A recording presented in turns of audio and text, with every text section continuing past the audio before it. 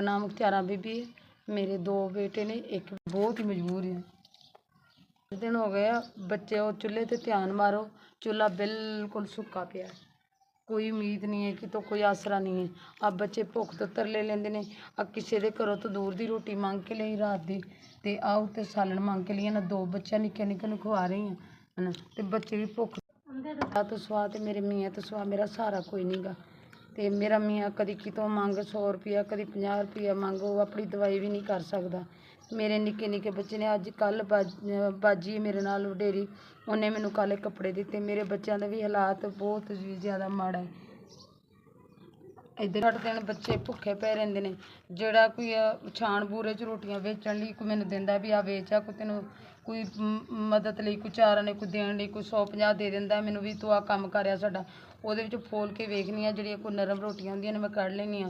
मैं ਉਹ ਆਪਣੇ ਇਹਨਾਂ ਨਿੱਕੇ ਨਿੱਕੇ ਬੱਚਿਆਂ ਨੂੰ ਦੇ ਦਿੰਦੀ ਹਾਂ। ਮੇਰੇ ਬੱਚੇ 8 ਦਿਨਾਂ ਤੋਂ ਭੁੱਖੇ ਨੇ। ਇਸ ਟਾਈਮ ਵੀ ਬਹੁਤ ਹੀ ਪਰੇਸ਼ਾਨ ਆ ਤੇ ਬਹੁਤ ਹੀ ਭੁੱਖ। ਮੈਨੂੰ 7000 रुपया मिल गया।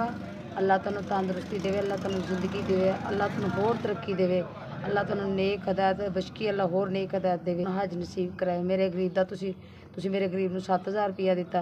मेरे निक्के निक्के बच्चे ने मैं दुआ करांगी अल्लाह तैनूं बहुता देवे, बहुत ज़्यादा देवे, अल्लाह तंदुरुस्ती देवे।